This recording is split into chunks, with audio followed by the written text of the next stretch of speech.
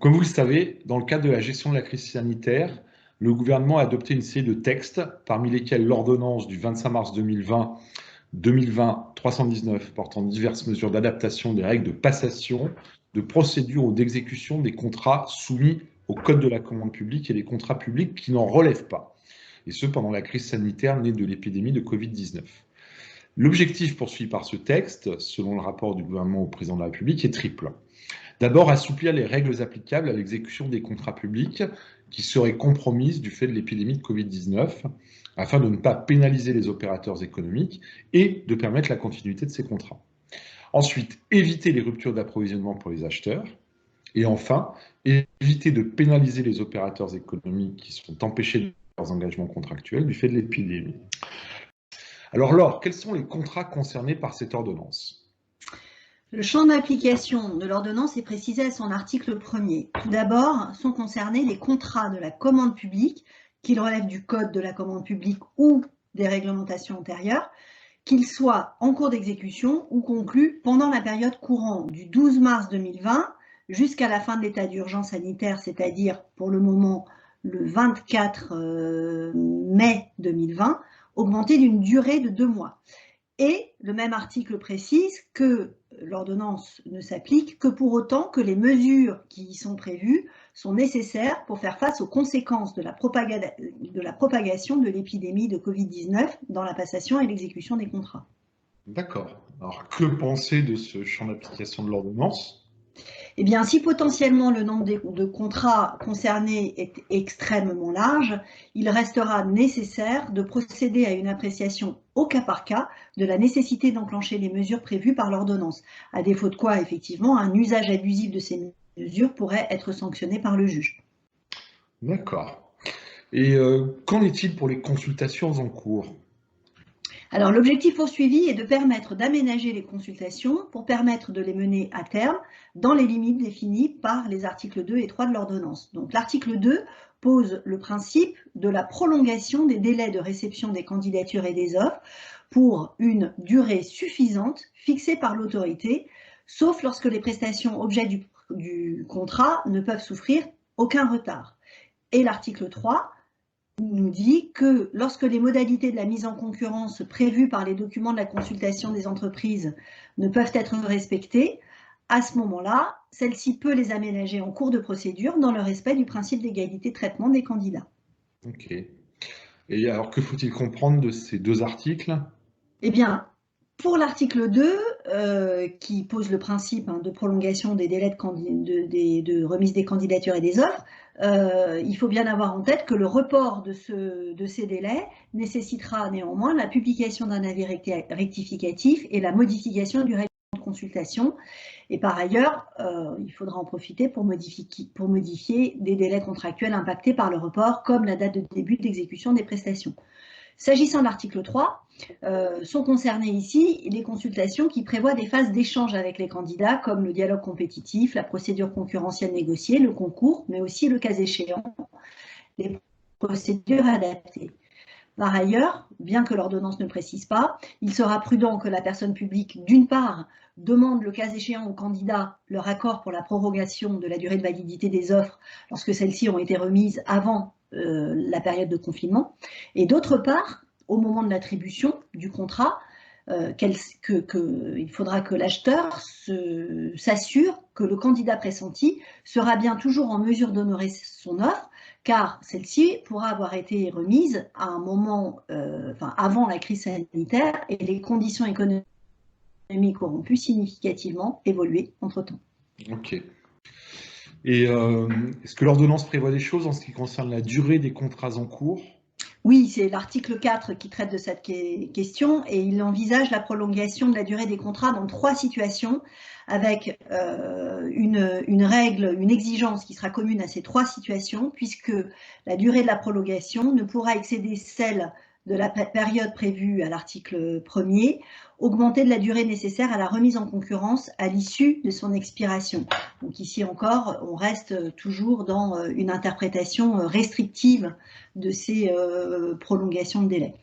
Donc, première hypothèse, il sera possible de prolonger par avenant la durée des contrats lorsque l'organisation d'une procédure de mise en concurrence ne peut être mise en œuvre.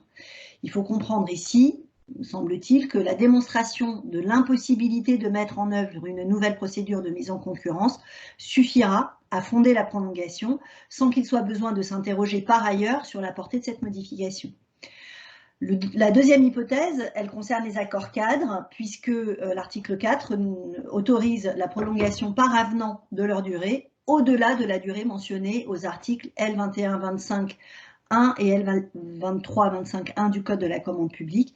Alors bien évidemment ici sont visés les articles du Code de la commande publique, mais cette disposition doit pouvoir être étendue sans difficulté aux accords cadres qui auront été conclus sous l'empire des réglementations antérieures. Et le troisième cas concerne cette fois-ci les contrats de concession, puisqu'il sera possible de prolonger leur durée au-delà de la durée prévue à l'article L 3114-8 du Code de la commande publique sans examen préalable par l'autorité compétente de l'État. Et sont concernés ici les contrats qui peuvent être conclus pour une durée maximale de 20 ans dans le domaine de l'eau potable, de l'assainissement, des ordures ménagères et autres déchets. Ici encore, donc l'application au contrat de concession conclu sous l'empire de la réglementation antérieure ne devra pas soulever de difficultés.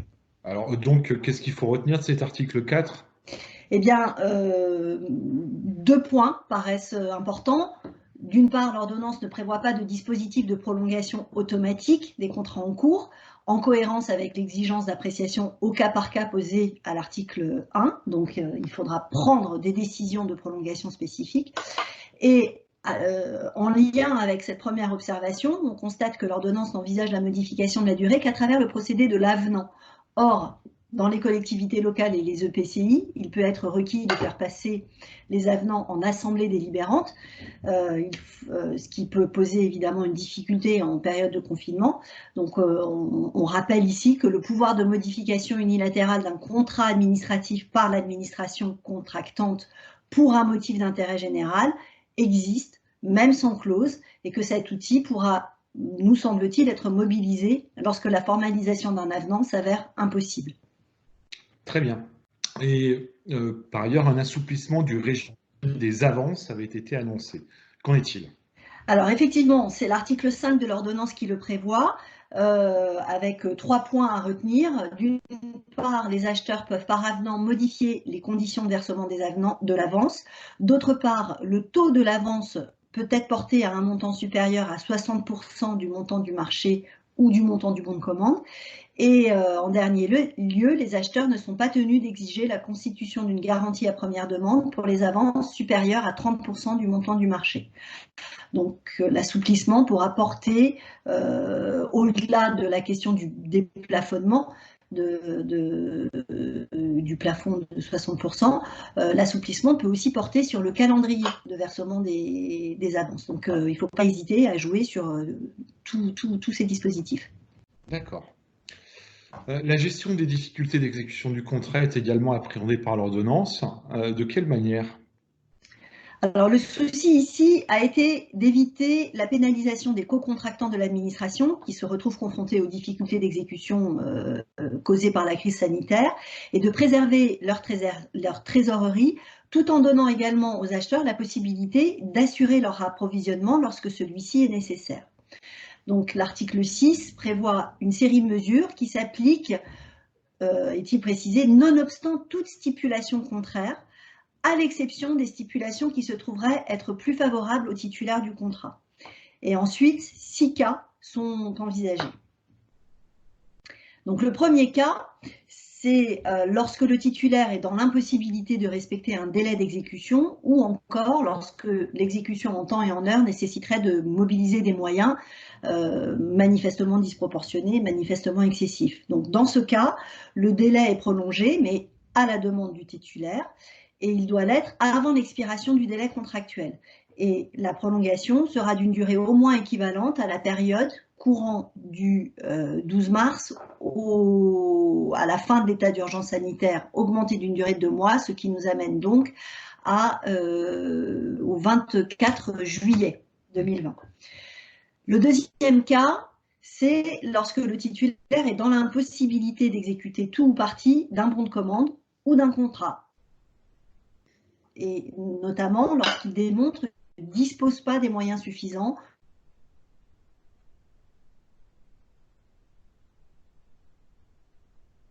ou que leur mobilisation est la force majeure, puisqu'il y a une impossibilité d'exécuter. Donc ici, deux volets. Le premier volet, c'est le fait que cette situation ne générera aucune sanction, aucune pénalité pour le titulaire. Et celui-ci ne pourra d'ailleurs pas voir sa responsabilité engagée du fait de cette inexécution.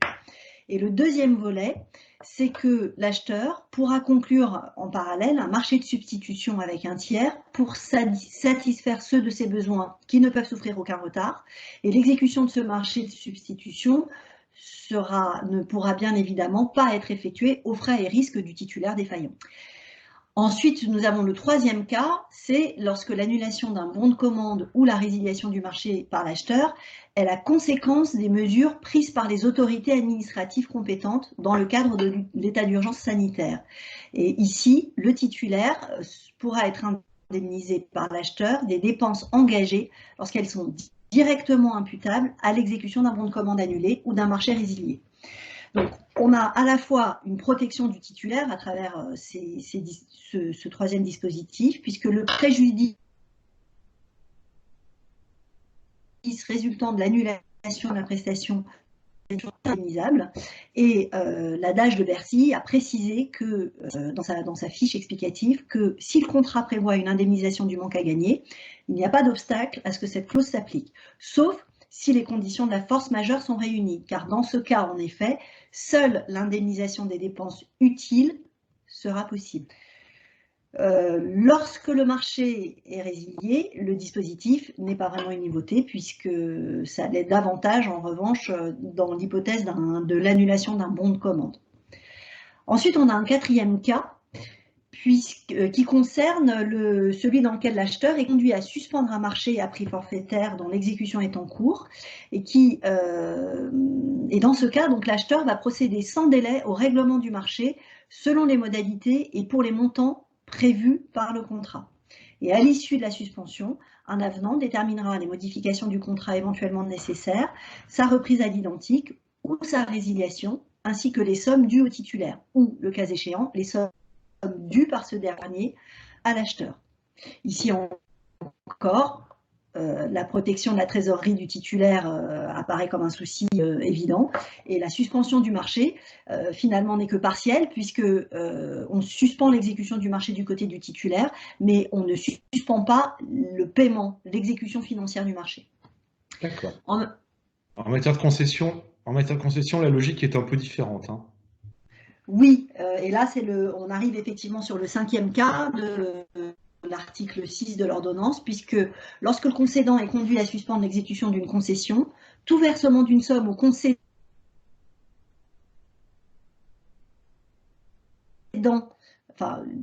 si la situation de l'opérateur économique le justifie et à hauteur de ses besoins, une avance sur le versement des sommes dues par le concédant pourra lui être versée.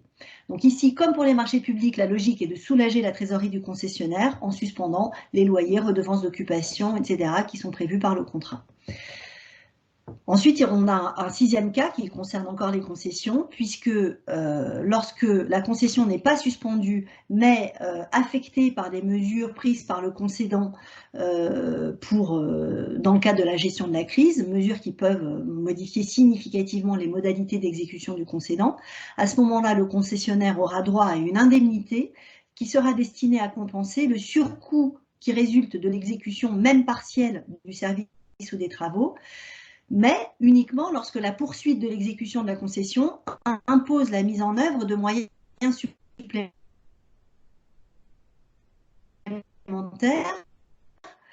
qui n'étaient pas la gestion financière du concessionnaire. Donc ici, on a un partage des risques en fait entre les parties, puisque c'est uniquement la partie excessive des surcoûts qui sera indemnisée. Et donc en fait, on retrouve la logique de partage des risques que l'on a dans le régime des concessions. D'accord. Très bien. Merci Laure.